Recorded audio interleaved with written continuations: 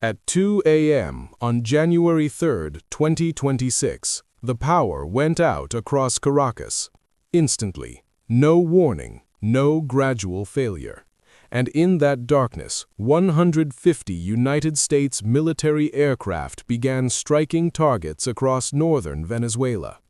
Within 30 minutes, U.S. helicopters landed at President Nicolás Maduro's compound. By 4:29 a.m., Maduro was aboard the USS Iwo Jima en route to the United States to face federal narco-terrorism charges. By the time the capital woke up, Venezuela's president was gone. Vice President Delcy Rodriguez appeared before cameras, declaring that Nicolás Maduro remained the legitimate president.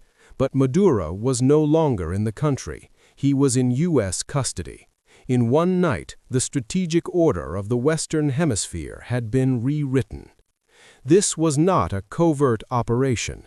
It was the most overt display of American military power in Latin America since the 1989 invasion of Panama. What happened during those 30 minutes of darkness will shape hemispheric security, great power competition, and the limits of international law for years to come. The operation did not begin in January. It began months earlier. In late 2025, U.S. forces increased maritime strikes in the Caribbean, targeting vessels accused of trafficking narcotics on behalf of Venezuelan networks. Dozens were killed. No trials followed. No extraditions. Only force. That same year, the U.S. government designated the Cartel of the Suns as a terrorist organization, naming Maduro as its leader. A secret authorization allowed military force against groups classified as terrorists. Slowly, a legal framework was assembled. By late 2025, warships deployed to the southern Caribbean. Oil seizures followed. Statements from Washington framed Venezuela's oil reserves as stolen wealth. The message became clear. This was not only about democracy or drugs, it was about energy and control. In December, Venezuela itself was designated a terrorist regime. This did not formally authorize war, but it allowed the administration to reframe an act of war as counterterrorism enforcement. The operational window opened. U.S. cyber capabilities disabled Venezuela's power grid and air defense systems simultaneously. Russian-made air defenses never activated. Whether disabled remotely or neutralized on the ground, the result was the same: total air superiority. Special Operations Forces conducted the raid on Maduro's residence with extreme precision, suggesting internal cooperation. A multi-million-dollar bounty had been offered. Someone inside the regime chose survival over loyalty. Strikes also hit military bases and government infrastructure across multiple states. Civilian areas were reportedly affected. Casualty numbers remain disputed. What is clear is that much of Maduro's security detail was eliminated. By dawn, Maduro and his wife were in U.S. custody. Within hours, footage emerged of him being escorted through federal facilities in New York. He is scheduled to appear in court on narco-terrorism charges that date back years. The United Nations convened emergency discussions. International law experts described the operation as a violation of the UN Charter's prohibition on the use of force against sovereign states. The U.S. position is that this was a law enforcement action supported by the military, not an act of war. Critics argue this redefinition bypasses Congress and erases the distinction between policing and invasion.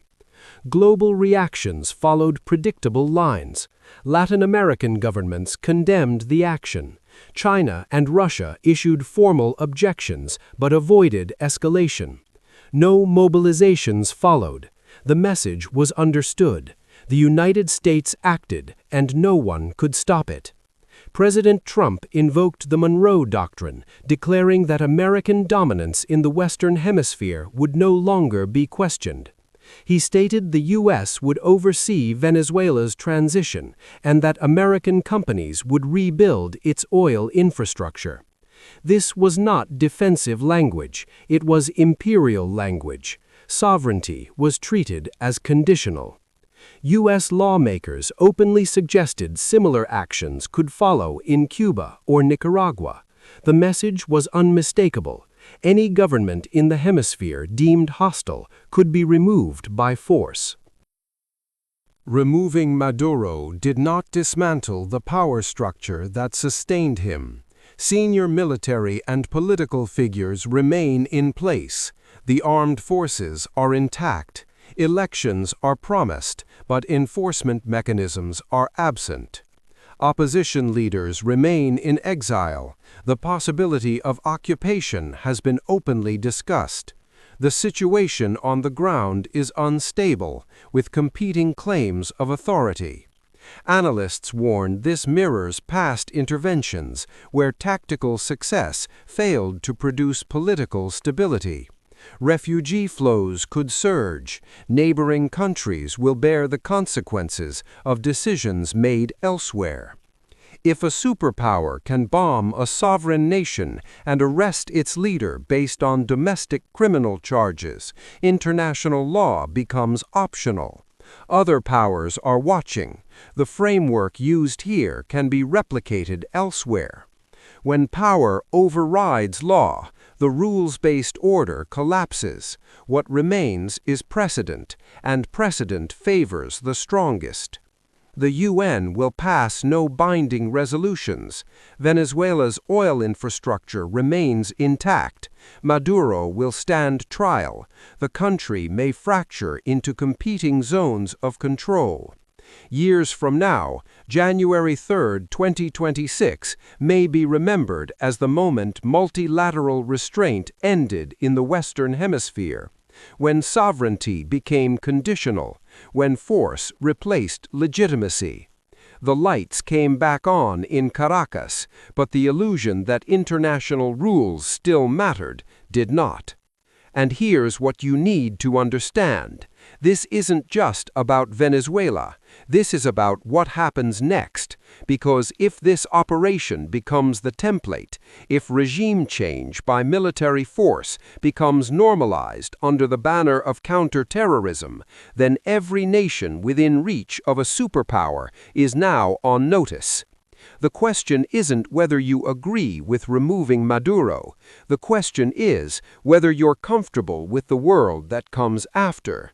A world where legal justifications are constructed around desired outcomes, where sovereignty exists only as long as it's convenient. This story isn't over, it's just beginning. And what happens in Venezuela over the next 6 months will tell us whether January 3rd was an exception or a preview. So pay attention, because the rules just changed, and we're all living in what comes next.